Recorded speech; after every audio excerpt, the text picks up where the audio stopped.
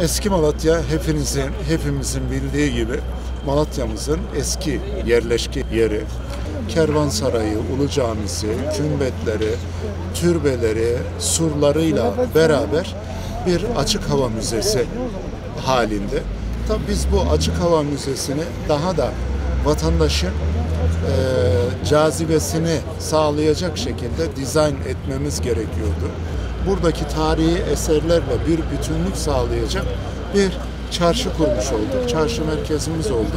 Biz bu meydanı gelen turistlerin özellikle burada oturmaları, belli bir süreç burada zaman geçirmelerini öncellemiştik. Hedefimiz buydu.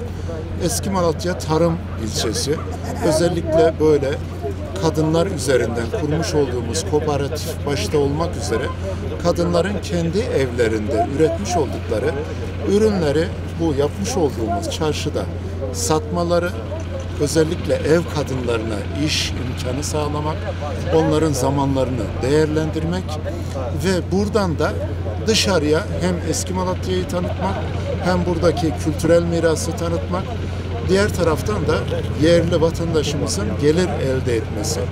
Bu amaçla çalışmalarımızı bitirme noktasına getirdik. Tabii çok güzel bir çalışma oldu.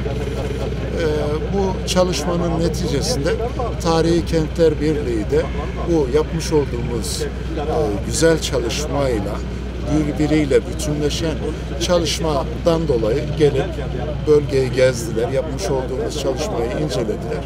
Tabii tarihi kentlerden bu meydan adına bir ödül almış olduk.